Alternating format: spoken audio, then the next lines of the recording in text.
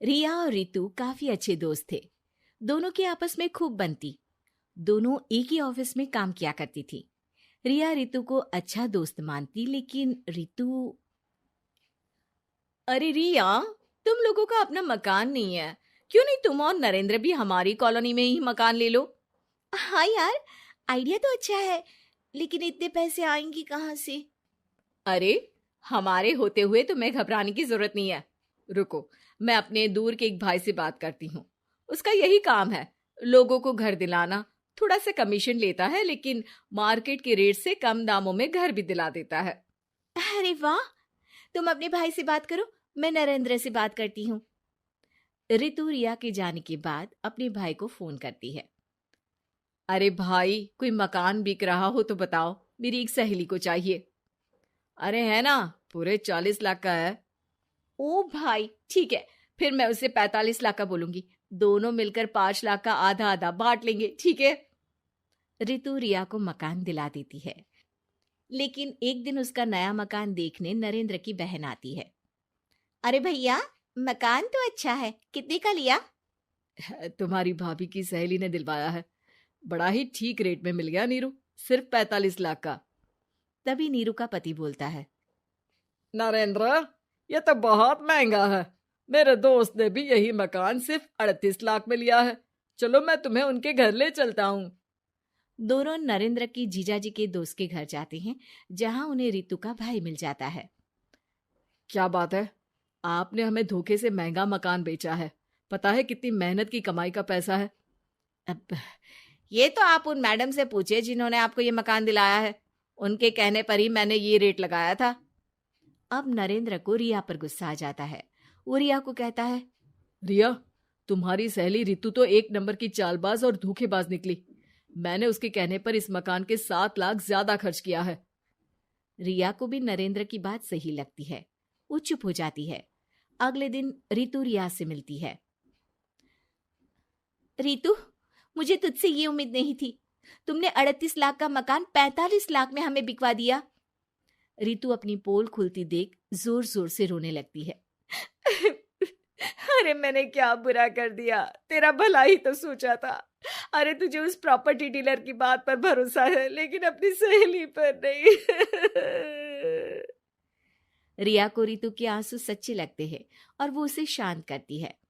अरे अच्छा, शांत हो जा, चुप हो जा। सॉरी, हम लोगों की ही गलती है। हमें मार्केट में पहले रेट पता कर लेना चाहिए था। चल सॉरी। अब रितु आए दिन लोगों से रिया के पीठ पीछे बुराई किया करती थी। रितु अपनी ही दूसरी ऑफिस की सहयोगी से कहती है, अरे ये रिया भले ही मेरी अच्छी दोस्त हो, लेकिन एक नंबर की कंजूस है ये। कभी कुछ खाने जाओ तो पैसा मुझे ही भरना पड़ता है। तभी वहां रिया आ जाती है। अरे रितु, सॉरी यार, वो कल के खाने के पैसे तुझे देने पड़े। चेक कर ले, अब मैंने तुझे पेटीएम कर दिया है। अच्छा चल, मैं जा रही हूँ। रिजाइन जो दे रही हूँ, बाद में बात करते हैं। रिजाइन? क्यों? तूने अपनी बेस्ट फ्रेंड यानी मुझे भी नहीं बताया, क्यों? अरे नहीं यार, ऑल सडन प्लान बना। दरअसल ये नया घर का ईएमआई निकालनी काफी मुश्किल हो रही है, तो सोचा घर पर ही कोई बिजनेस कर लूं। अब इतनी थोड़ी सी कमाई में हो नहीं पा रहा है ना। अच्छा अच्छा, क्या बिजनेस करेगी? देख, तू तो जानती है कि यहाँ मुझे सिर्फ 15,000 मिलता है, लेकिन घर में बच्चों का प्ले स्कूल खोलूंगी तो पूरे 4,000 एक बच्चे से मिलेगा। 10 भी आ गए बच्चे तो पूरे 40,000 की कमाई, वो भी घर पर रहकर। है ना अच्छा आइडिया?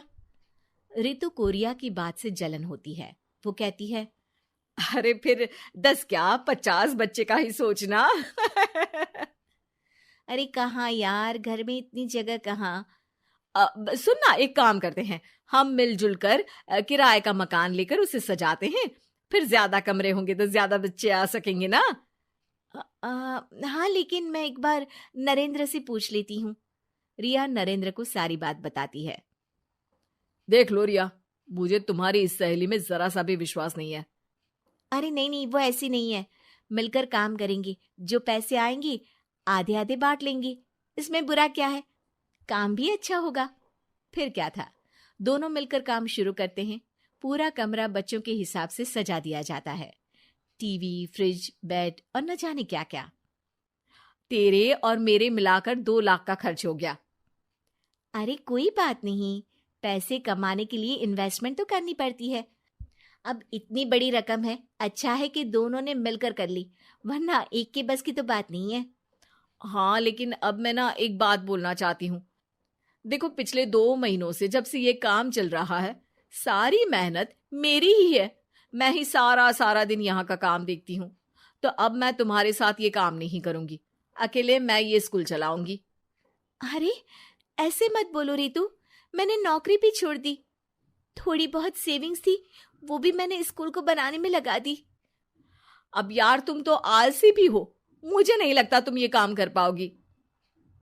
रितु, नरेंद्र ठीक बोलते थे, तुम भरोसे के लायक नहीं हो। ये मेरी गलती है कि मैंने तुम पर विश्वास किया। अच्छा जी, तो गलती की ना। मैं तुमको तुम्हारे पैसे धीरे धीरे करके दे दूंगी। अच्छा होगा कि अब तुम यहां से निकल जाओ। बेचारी रिया सर झुकाकर घर वापस आ जाती है। नरेंद्र, वही हुआ जिसका डर था। रितु ने मुझे पार्टनरशिप से हटा दिया। मैं ये बात जानता था रिया, लेकिन मैंने तुम्हें इसलिए फोर्स नहीं किया क्योंकि जब तक तुम खुद धोखा नहीं खाती, तुम्हें अकल नहीं आती। हाँ, लेकिन अब वही जो पहले सोचा था। और फिर क्या, रिया घर से ही बच्चों को संभालने का काम शुरू कर देती है।